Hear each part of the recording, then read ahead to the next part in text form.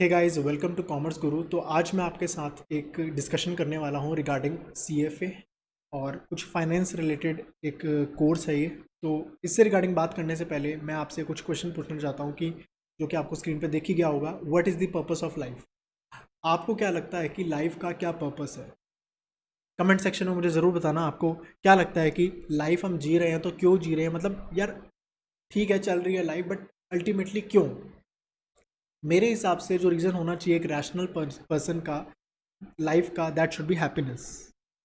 कि आपके पास कुछ हो ना हो, यू शुड बी हैप्पी। मतलब आप खुश होने चाहिए। अल्टीमेटली लाइफ में सबको यही चाहिए कि मुझे खुशी चाहिए।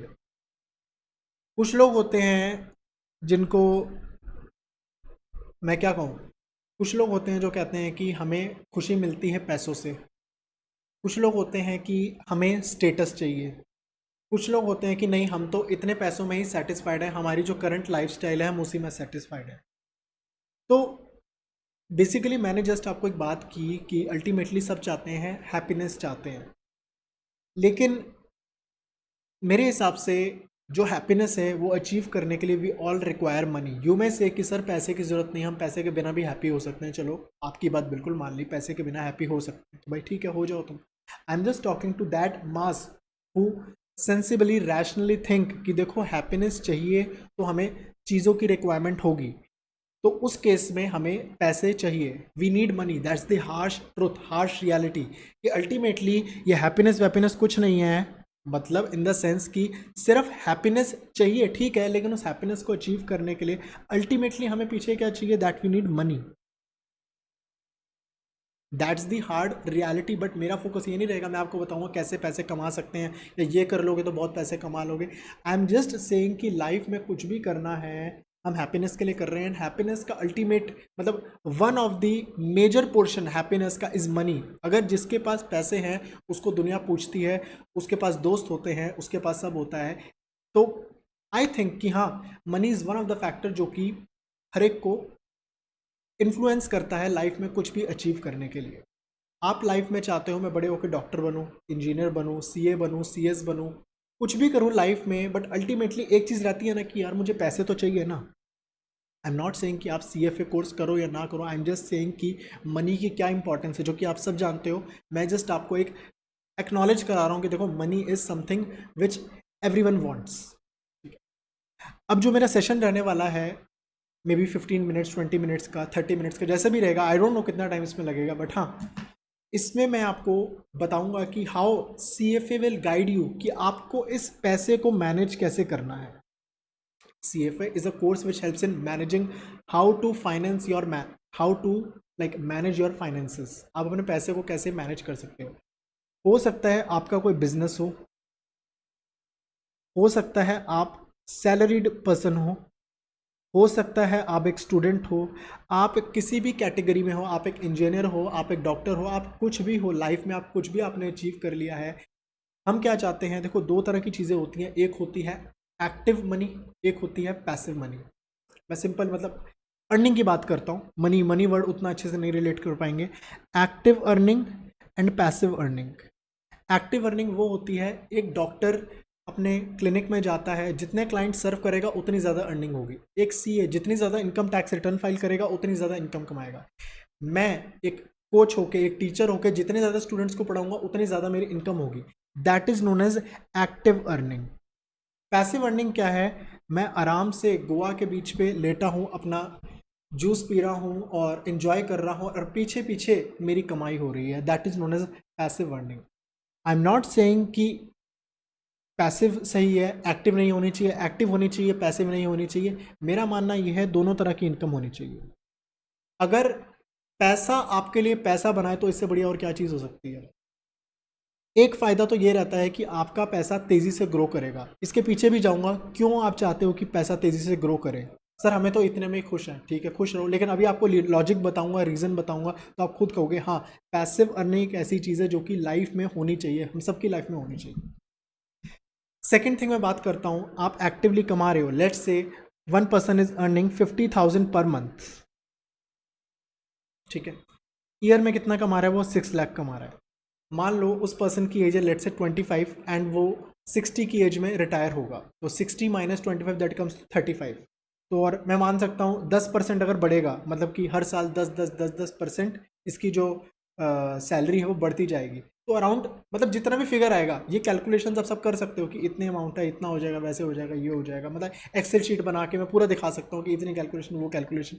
बट द थिंग इज कि पैसिव अर्निंग एक ऐसा चीज़ है या ऐसी मैं कहूँगा इनकम है जो कि आपको बैठे बैठे अगर कुछ मिल रहा है तो why not go for that. Basically passive earning में क्या होता है, आप अपने पैसे को इन्वेस्ट करते हो। सर इन्वेस्टिंग तो हमें नहीं ठीक लगती, इन्वेस्टिंग गलत है, शेयर मार्केट एक जुआ है, शेयर मार्केट एक गैम्बलिंग है, हमें तो पसंद नहीं बिल्कुल ये चीज़ें। वेट अ मिनट, मैंने तो कोई बात की ही नहीं कि आप शेयर मार्केट में इन्वेस्ट करो। पहली बात, जो भी अंदर से प्रिजम्पशंस हैं, मैं आगे जो भी बताने वाला हूँ पहले वो अपने माइंड से क्लियर करना, तभी आगे जो मैं बातें बोलने वाला हूँ वो चीज़ें समझ में आएंगी। The thing is, passive earning का मतलब मैंने आपको क्या बताया, ऐसी अर्निंग जिसमें आप एफर्ट ना डालो, आपका पैसा एफर्ट डाल के खुद ही पैसे कमा के दे दे। ठीक है, सबसे पहले मैं आपको बताऊंगा कि मैंने आपको पहले रीज़न बताया कि हाँ एक्टिव अर्निंग पैसिव अर्निंग होनी चाहिए। अब पैसिव अर्निंग क्यों होनी चाहिए, the reason being, let's say आप यू कैन से कि there is a thing known as inflation. अगर आपको जानते हो, जो कॉमर्स फील्ड के हैं वो ज़रूर जानते होंगे इन्फ्लेशन। इन्फ्लेशन का मतलब क्या होता है, महंगाई। ऑन एन एवरेज इंडिया में जो महंगाई चल रही है that is like 3 to 5%। You can Google about that. अब मान लो आपने अगर आज, लेट से मैं 1000 रुपीज़ का एग्जांपल लेके चलता हूँ, ठीक है।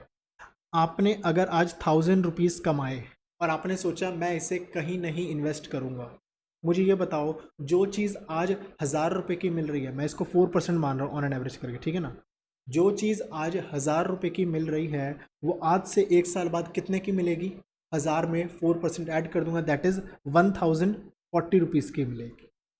ठीक है, लेकिन आपने सोचा मुझे ये 1000 रुपये कहीं भी इन्वेस्ट नहीं करने, तो अल्टीमेटली ये 1000 रुपये आपके कितने रह गए, 1000 रुपये। अल्टीमेटली मुझे बताओ आपने इंटरेस्ट कितने परसेंट इंटरेस्ट कमाया, आप ज़ीरो नहीं कह सकते, क्योंकि अल्टीमेटली आप पहले 1000 की चीज़ अफोर्ड कर सकते थे, अब वही चीज़ अब आप अफोर्ड नहीं कर सकते। देखो अल्टीमेटली फ़ायदा क्या हो रहा है ये सब चीज़ों को जानने का, कि अल्टीमेटली हमें रियलिटी से हम फेस कर पा रहे हैं, रियलिटी को फेस कर पा रहे हैं, जो इसके बारे में ज़्यादा नहीं जानते। द थिंग इज़, ये जो 40 रुपीज़ एक्स्ट्रा हुआ, ये जो हम नहीं कमा पा रहे, मतलब एक्चुअली मैं कहूँगा ना, मान लो आपने अपने 1000 रुपये सेविंग अकाउंट में डाल दिए, एंड सेविंग अकाउंट का लेट से 4% इंटरेस्ट है, आपके 1000 बन गए 1040, आपने कितना परसेंट अर्न किया, रॉन्ग, एब्सोल्युटली रॉन्ग, आपने 4% अर्न नहीं किया, आपने 0% अर्न किया रियल टर्म्स में। एक्चुअली में देखो ना, पहले आप 1000 रुपये की चीज़ ले सकते थे, अब आप वही 1000 रुपये की चीज़ अब भी ले सकते हो, आप एक्स्ट्रा, आपकी इनकम नहीं बढ़ी, आपकी अगर मैं रियल में ग्रोथ बताऊं आपकी ज़ीरो है। तो जो सोचते हैं कि सेविंग में रख लेंगे पैसे, ये कर लेंगे वो कर लेंगे, सर हम एफडी कर लेंगे, एफडी तो अब बहुत अच्छा रिटर्न देती है। अरे भैया किस टाइम की बात कर रहे हो, एफडी 8% 7% कभी दिया करती थी, अब तो रेट्स डिक्लाइन होते जा रहे हैं। तो और एफडी में बात क्या रहती है, आपके पैसे लॉक हो जाते हैं। देखो ये सब डिस्कशन अगर करना चाहूँ ना, बहुत डिस्कशन बन जाएगी। मेन आता हूँ पॉइंट पे। The point is CFA course, ये जो चीज़ें मैं आपको बता पा रहा हूँ, आपको समझा पा रहा हूँ, मैंने CFA कोर्स से बहुत चीज़ें सीखी हैं। बेसिकली मैं आपको बताता हूँ, CFA इंस्टीट्यूट एक ग्लोबल इंस्टीट्यूट है, और इसकी जो सर्टिफिकेशन होती है वो ग्लोबली रिकॉग्नाइज्ड है in many countries. CFA institute 3 तरह के कोर्सेज कराता है, मैं आपके सामने अभी सिर्फ 2 की डिस्कशन करूंगा, that is CFA programme and CFA investment foundation programme. The thing is very simple, अगर आपको फाइनेंस से रिलेटेड जानना है, मैंने आपको एक रीज़न बताया कि फाइनेंस को आपको क्यों जानना चाहिए, आपको इन्वेस्टमेंट्स करनी चाहिए, नहीं तो आप बैठे बैठे आपको दिख रहा होगा आप कमा रहे हो, लेकिन अल्टीमेटली इन्फ्लेशन आपको बीट कर जाएगी और आपकी wealth over the time decline होती जाएगी। आपके 100 रुपये ही दिखेंगे, लेकिन वो 100 रुपये की वैल्यू कम हो जाएगी। तो उस वैल्यू को कैसे मेंटेन करें, उस 100 को कैसे ग्रो करें, वो चीज़ें एक CFA कोर्स हमें कह सकता हूँ कि हेल्प करता है अपनी वेल्थ को ग्रो करने में। CFA as a main career भी देख सकते हैं। और जैसे मान लो आप एक कोर्स कर रहे हो, CA कर रहे हो, कुछ भी कोर्स कर रहे हो, तो उसके साथ में CFA करके आप अपनी वेल्थ को मैनेज करना सीख सकते हो।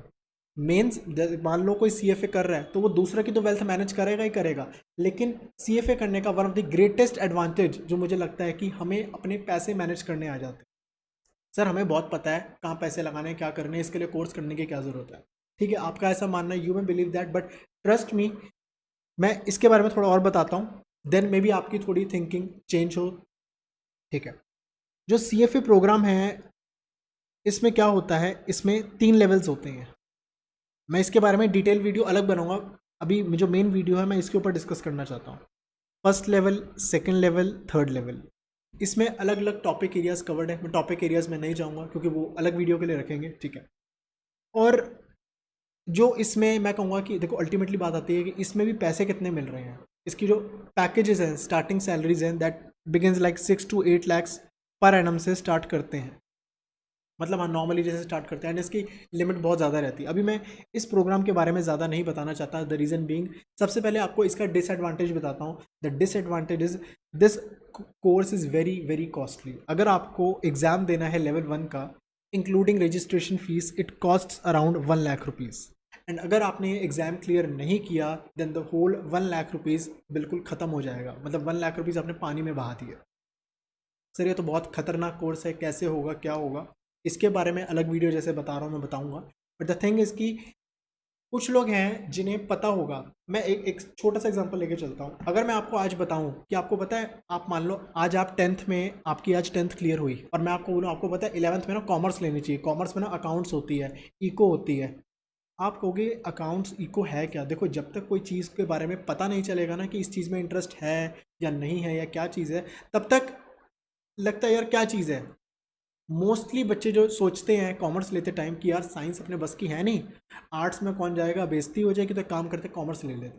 दैट्स द मेंटालिटी जो कि मोस्टली स्टूडेंट सोचते हैं कि चलो इसलिए कॉमर्स ले लेते हैं।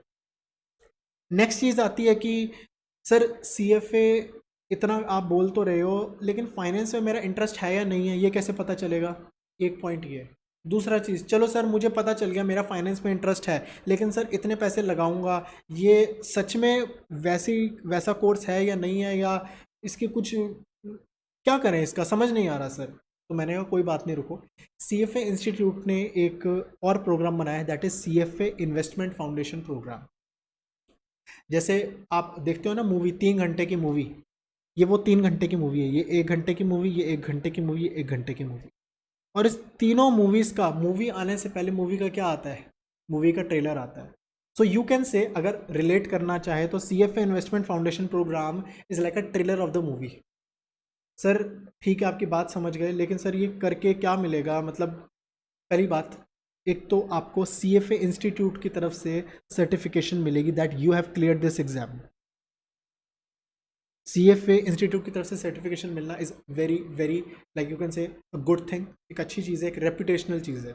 एक तो आपको सर्टिफिकेशन मिलेगी, आप ये कोर्स क्लियर करते हो तो। सर इसका टाइम पीरियड क्या रहता है? Time period depends on you कि आप कितने टाइम में इसको कंप्लीट कर सकते हो। मेरे हिसाब से this course takes only 2 months to prepare. Sir इसकी प्रिपरेशन कैसे कर सकते हैं? जब आप इस प्रोग्राम के लिए रजिस्टर करोगे तो आपको कुछ कह सकता हूँ कि कुछ आपको बुक्स मिलेंगी, ई बुक्स मिलेंगी, जिसमें कुछ मैं सिलेबस के बारे में भी डिस्कस करूँगा क्या है कैसे है, तो उसके अंदर ये सब चीज़ें आती हैं, आप बुक्स के थ्रू पढ़ सकते हो। और इनका होता है लर्निंग इकोसिस्टम। जैसे आप फेसबुक चलाते हो, फेसबुक में आपने एक पोस्ट किया, लोग कमेंट करते हैं, इसी तरीके से यहाँ पे फेसबुक जैसा एक सोशल मीडिया प्लेटफॉर्म टाइप मैं कह सकता हूँ, इन्होंने एक लर्निंग इकोसिस्टम बनाया है जहाँ पे लोग कमेंट कर सकते हैं, ऐसे बात कर सकते हैं, जिसमें ऑल ओवर द वर्ल्ड सब लोग होते हैं, कोई ऑस्ट्रेलिया का, कोई कनाडा का, कोई कहीं का, ऐसे का। तो यहाँ पे एक बहुत बढ़िया कम्युनिटी बनी हुई है। सेकेंड थिंग, यहाँ पे आपको क्विज मिलती है, यहाँ पे आपको क्वेश्चंस होते हैं, प्रैक्टिस क्वेश्चंस होते हैं, तो उससे आपको एक पढ़ाई पढ़ाई की तरह नहीं लगेगी, और आपको एक इंटरेस्टिंग तरीके से लगेगी। इंटरेस्टिंग, आप बहुत इंटरेस्टिंग आपको चीज़ लगेगी। सर ठीक है, सब बात मान ली, लेकिन ये बताओ ना इसमें पैसे कितने लगेंगे? देखो अब तक, मतलब अराउंड 2 साल 3 साल पहले तक ये कोर्स हुआ करता था $250 का, $250 का। और अगर आप 5 के ग्रुप में रजिस्ट्रेशन कराओगे तो आपके लिए कोर्स हो जाएगा $200 का। सर मतलब $200, मतलब 14,000 रुपये हम लगाएं, और ये तो बहुत महंगा पड़ गया। मेरी बात सुनो, CFA इंस्टीट्यूट ने क्या किया है, ये फीस को रिड्यूस कर दिया। सर कितनी रिड्यूस कर दी? $100? बिल्कुल नहीं, $100 से भी कम कर दिया इन्होंने अपनी फ़ीस। इन्होंने अपनी फ़ीस $100 से भी कम कर दिया। सर $50 कर दी होगी। $50 तो चलो सर हम अफोर्ड कर लेंगे, चल जाएगा। मैं बता रहा हूँ $50 से भी कम कर दिया। सर क्या $10 कर दिया है? मैं बताऊँ $10 भी ज़्यादा बोल रहे हो। ये कोर्स बिल्कुल फ्री ऑफ कॉस्ट है। सर मजाक कर रहे हो आप? ये कोर्स ये कैसे हो सकता है? इतनी पहले ऐसा होता था, वैसा होता। देखो CFA इंस्टीट्यूट ने पिछले 2 साल 3 साल में इस कोर्स को बिल्कुल फ्री ऑफ कॉस्ट कर दिया है। कोई भी इसमें अप्लाई कर सकता है, सबको बुक्स का एक्सेस मिल जाएगा। रुको रुको रुको, अभी गूगल मत करो, सब बता दूंगा कैसे करना है, क्या करना है। बट द थिंग इज़, आप चीज़ों को समझो। आपको इतना बढ़िया कोर्स करने की अपॉर्चुनिटी मिल रही है। आई am not saying this is the best course, ये आपको करना चाहिए। मैं चाहता हूं कि ये कोर्स जो CFA इन्वेस्टमेंट फाउंडेशन प्रोग्राम का कोर्स है, ये कोर्स हर एक को करना चाहिए।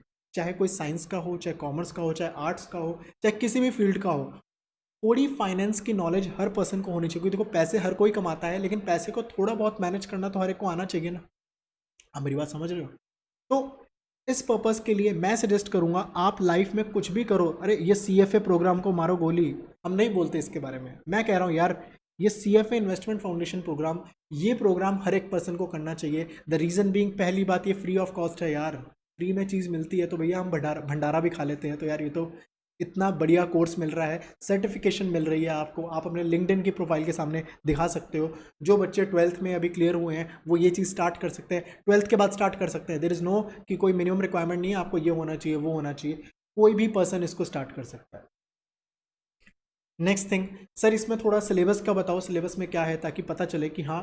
पहली बात तो मैं सिलेबस अपनी तरफ से बताऊंगा, ये करूंगा वो तो चलो ठीक ही है। बट द थिंग इज़ कि आप इसमें क्विज करो, ये सब चीज़ें करो, जैसे मैंने बताया लर्निंग इकोसिस्टम का। मैं थोड़ा इसके बारे में व्यू बता रहा हूँ कि कोर्स में क्या क्या कंटेंट आएगा। एक तो है इन्वेस्टमेंट इंडस्ट्री के बारे में बताएंगे कि बेसिकली इन्वेस्टमेंट इंडस्ट्री जैसे कि होता है ना टेलीकॉम इंडस्ट्री, की टेलीकॉम में टावर्स लगते हैं, ये होता है वैसे होता है, ये इसको रिपोर्ट करता है, वो ऐसे होता है, ये होता है। तो इसके अंदर इन्वेस्टमेंट इंडस्ट्री में क्या होता है, इन्वेस्टर्स कौन कौन से टाइप के होते हैं। एक शाहरुख खान हो गया, या अमिताभ बच्चन हो गया, विराट कोहली हो गए, ये अलग टाइप के, ये इन्वेस्टिंग किस तरीके से करते हैं। और इंश्योरेंस कंपनीज हो गई, बैंक्स हो गए, और मतलब ये सब पेंशन फंड्स हो गए, तो ये सब किस तरीके से मैनेज करते हैं, तो इसमें इसके बारे में बातें हैं। देन बात आती है एथिक्स एंड इन्वेस्टमेंट प्रोफेशनलिज्म। मुझे एक बात बताओ, अगर आज आप जस्ट सिंपली थिंक कि अगर आप आज एक इन्वेस्टमेंट प्रोफेशनल बन गए, आपको इन्वेस्टमेंट की नॉलेज अच्छी है, the thing is you also require ethics and you require professionalism. अगर मैं आज यहाँ बैठ के अगर आपके पैसे मैनेज कर रहा हूँ, अगर आप एक अच्छे फंड मैनेजर बन गए, पोर्टफोलियो मैनेजर बन गए, सर पोर्टफोलियो मैनेजर क्या होता है बताऊँगा मैं। अगर आप एक अच्छे मैनेजर बन गए, फंड मैनेजर बन गए, उस केस में लोगों का बिलियंस ऑफ पैसों के साथ आप खेल रहे हो, उनको मैनेज कर रहे हो, तो उस केस में लोगों का ट्रस्ट होना ज़रूरी है। ट्रस्ट कैसे होगा? आपको एथिकल होना चाहिए। तो एथिक्स कैसे होती है, क्या चीज़ें होती हैं, वो इसके अंदर समझाई हुई है। Next thing is micro economics, macro economics. Sir ये तो हमें आती है 11th-12th में की हुई है, बिल्कुल भी नहीं है वो, मतलब थोड़ा बहुत वो लगेगा, लेकिन यहाँ पे प्रैक्टिकली बताया हुआ है माइक्रो इकोनॉमिक्स कैसे हम यूज़ कर सकते हैं इन्वेस्टमेंट करने में, मैक्रो इकोनॉमिक्स कैसे यूज़ करते हैं इन्वेस्टमेंट करने में, इंटरनेशनल ट्रेड को कैसे यूज़ करते हैं, इंटरनेशनल ट्रेड क्या होता है, कौन कितना प्रोडक्शन करेगा। अगर मैं एक USA हूँ, USA कहता है मैं तो हर चीज़ सॉरी अगर USA कहता है मैं दुनिया की हर चीज़ अच्छे तरीके से बनाता हूँ, क्या USA ही सब कुछ बनाएगा या और कंट्री को भी मौका देंगे? तो किस तरीके से इंटरनेशनली मार्केट्स ऑपरेट होती हैं वो इसके अंदर सीखेंगे। Financial statement, sir balance sheet P&L ये तो सर पता है, ये तो ऐसी चीज़ है। इसमें देखो बैलेंस शीट P&L आपने बनानी सीखी है, लेकिन कौन सी बैलेंस शीट में क्या देखते हैं कि कौन सी कंपनी अच्छी है, बेकार है, क्या करना चाहिए, वो इसके अंदर सीखेंगे। क्वांटिटेटिव कंसेप्ट्स आपने स्टैट्स 11th में शायद आप सबके पास स्टैट्स होगी, स्टैट्स आपने सीखी होगी, mean, variance, standard deviation. Sir ये तो बहुत खतरनाक चीज़ें बोल रहे हो, तो बहुत मुश्किल लग रहा है। मैं बता रहा हूँ इसके अंदर कुछ भी याद नहीं करना, हर चीज़ प्रैक्टिकली अप्लाई करके बताई हुई है, कैसे प्रैक्टिकली अप्लाई होती हैं सारी चीज़ें। कुछ भी 11th 12th जैसा नहीं है। हमने 11th 12th में जस्ट एग्जाम के लिए पढ़ा है, चीज़ों के लिए, चीज़ों को जस्ट पास करने के लिए पढ़ा है। यहाँ पे हर चीज़ प्रैक्टिकल, कोई भी चीज़ ऐसी नहीं लगेगी कि इसमें हम रट रहे हैं या ऐसा कुछ होना है। अच्छा, आपको एग्जाम स्ट्रक्चर तो बताना भूल ही गया। जो इसका एग्जाम स्ट्रक्चर होगा, एमसीक्यू एग्जाम्स होंगे। एमसीक्यू एग्जाम्स में 3 एमसीक्यूज होंगे। लो, एक और खुशी की बात, 4 होते हैं एमसीक्यू, इसमें 3 एमसीक्यू होंगे। एमसीक्यू में अब क्या करना है सर? नेगेटिव मार्किंग तो होगी? नेगेटिव मार्किंग भी नहीं है सर। इसके पीछे का लॉजिक क्या है? नेगेटिव मार्किंग तो हमारे इंडिया में तो बहुत ज़्यादा फेमस है, चाहे सीए फाउंडेशन हो, उसमें तो नेगेटिव मार्किंग भर भर के है। मतलब मैं आपको बताऊँ पर्सनली इंडियन मेंटालिटी क्या होती है, मतलब इंडिया में, I am also from India ना, बट स्टिल जो इंडिया में लोगों को मेंटालिटी रहती है, यार इस एमसीक्यू दे के ना तुक्के से पास हो जाएगा। अरे यार तुम दे के तो देखो, तुक्के से कोई पास नहीं होता। ये इंस्टीट्यूट जो CFA इंस्टीट्यूट है, चाहे मेन प्रोग्राम करो या ये वाला प्रोग्राम करो, किसी में भी नेगेटिव मार्किंग नहीं है। दे रिस्पेक्ट योर तुक्के। सर ये क्या बात हुई?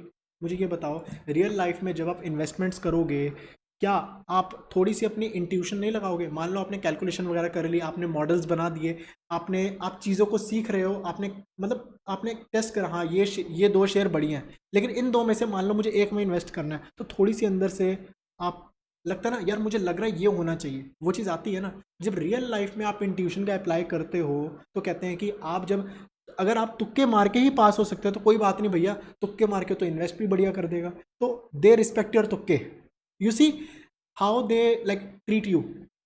चलो अगली बात करते हैं, इन्वेस्टमेंट इंस्ट्रूमेंट्स कि क्या कहाँ कहाँ इन्वेस्टमेंट कर सकते हैं। डेब्ट सिक्योरिटीज़ आपने पढ़ा है, डिवेंचर्स, डिवेंचर्स का भाई होता है बॉन्ड।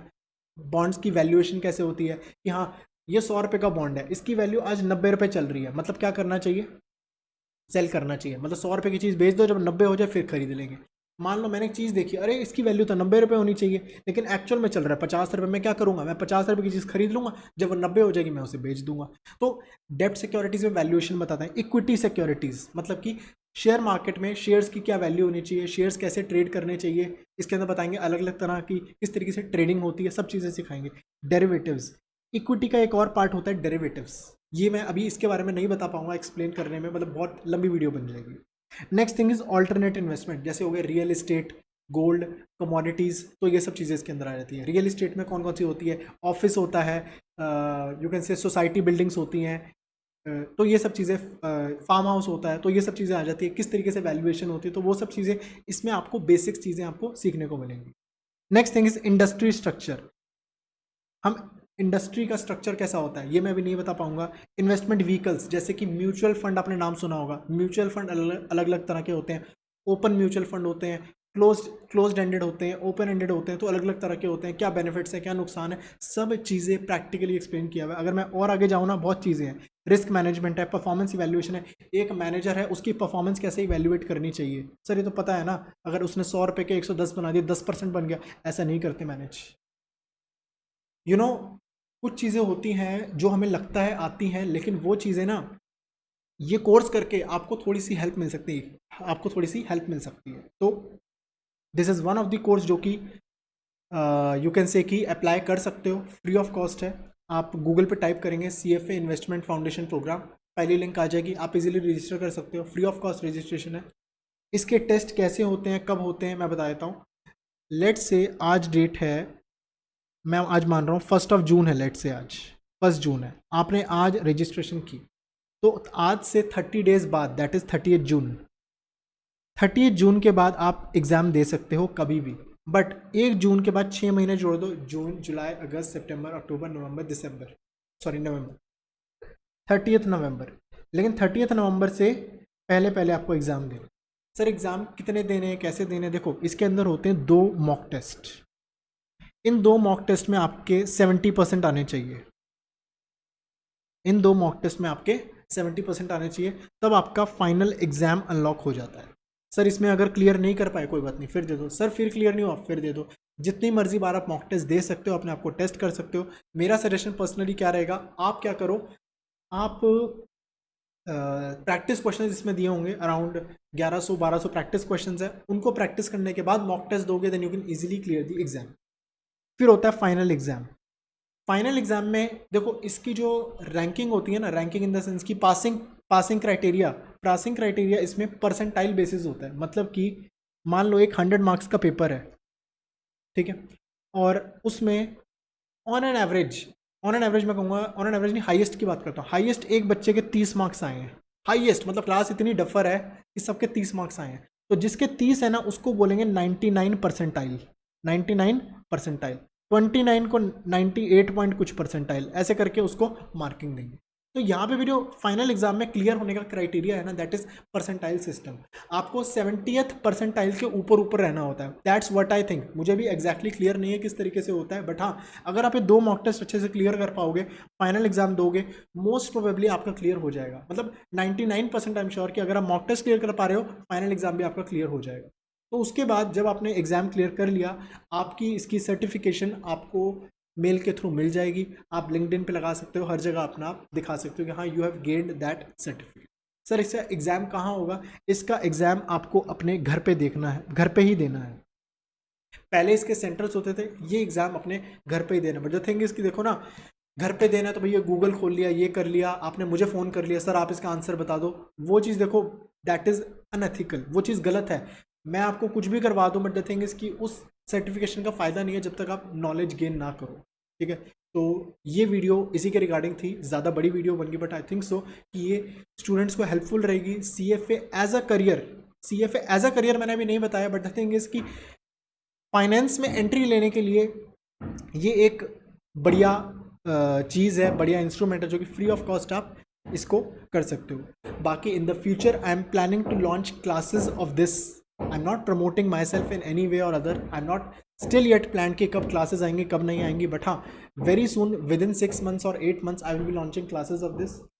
और जिसको पढ़ने में दिक्कत आती है इन द सेंस कि खुद से सेल्फ स्टडी नहीं होती, तो क्लासेस मैं प्रिपेयर कर रहा हूँ अभी मैं, और उन क्लासेस से भी आप पढ़ के आप एग्जाम्स दे सकते हो। This is no vested interest of mind कि मेरे को अपनी क्लासेस सेल करनी है। द मेन पर्पस इज कि ये कोर्स मतलब हर एक को करना चाहिए, चाहे कोई भी फील्ड का पर्सन हो। तो आज के लिए वीडियो को मैं इतना ही रखता हूँ। Thank you, bye bye.